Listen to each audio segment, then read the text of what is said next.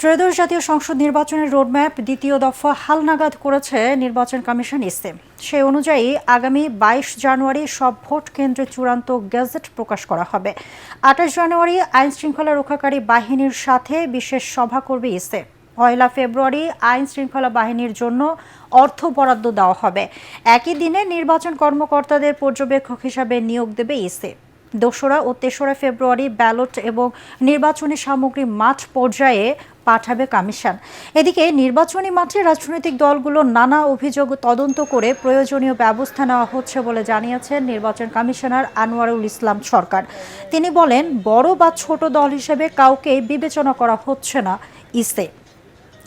নির্বাচনে অংশ নেওয়া সব দলই কমিশনের চোখে সমান বলেও যোগ করেন তিনি। কমিশন কোনো চাপ নেই জানিয়ে তিনি আরও বলেন, ভালো একটি নির্বাচন উপহার দেওয়ার জন্য সম্ভাব্য সব কিছুই করা হচ্ছে। এদিকে ব্যালট পেপারে অনিয়ম ও বিভিন্ন বিশ্ববিদ্যালয়ের ছাত্র সংসদ নির্বাচনে একটি রাজনৈতিক গোষ্ঠীর প্রভাব বিস্তারের প্রতিবাদে নির্বাচন কমিশন কার্যালয়ের সামনে দ্বিতীয় দিনের অবস্থান কর্মসূচি করছে ছাত্রদল।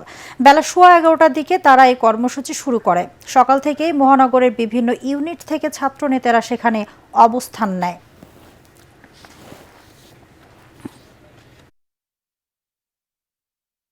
আপিল শুনানিতে যেটি মনে হয়েছে যে একটা ভালো প্রতিদ্বন্দ্বিতামূলক নির্বাচন এবং যে সমস্ত প্রার্থীরা এসেছেন তাদের বক্তব্য তাদের স্ব পক্ষে যেভাবে রেখেছেন, ভোটের মাঠেও তারা সেইভাবে কে কাকে হারাতে পারবে, কে কিভাবে জিতবে সেজন্য জনগণের কাছে যাবে, ভোটারদের কাছে যাবে।